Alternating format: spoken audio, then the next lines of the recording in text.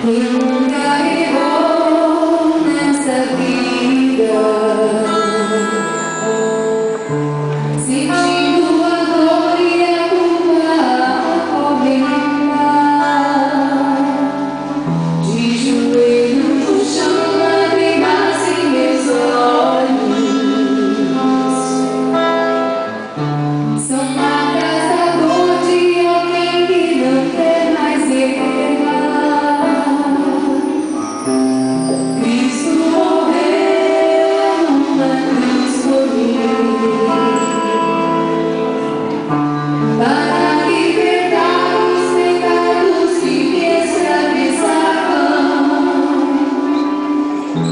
Então já não sou mais o mesmo.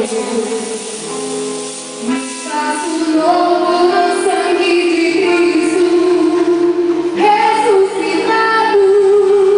Não quero mais voltar a ser o mesmo. Quero buscar as coisas do Senhor.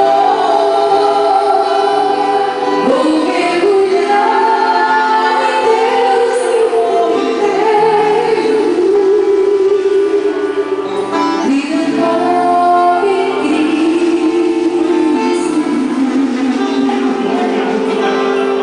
Vida nova em Cristo.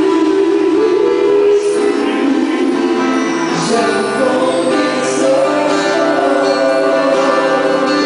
Não quero mais voltar a ser o mesmo. Quero buscar as coisas do Senhor. Vou mergulhar em Deus meu cordeiro. Vida nova em Cristo. Vida nova em Cristo. Já começou. Põe a mão no seu coração.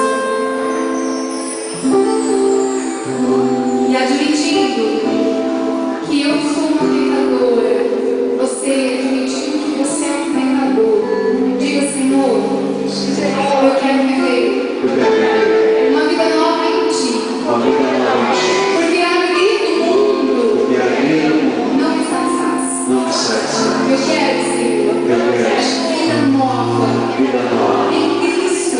Eu não quero mais ser o mesmo. Eu quero sair daqui, Senhor, curado, sarado, novo, porque tudo se faz novo. Eis que aqui, Senhor, não quero mais. Não quero mais voltar a ser o mesmo. Quero buscar as coisas do Senhor. Vou mergulhar em Deus meu cordeiro. Vida nova em Cristo. Vida nova em Cristo. Já começou. Essa canção é uma canção que a cada dia que o ministério na direção deita e se levanta, nós pedimos para Deus. É viver sim, e é buscar em Deus a todos os dias uma vida nova. E é aquilo que Ele está nos dando. E nós vamos partilhar um pouquinho mais esse com vocês. Amanhã, né, Camila? Nós vamos ter um programa.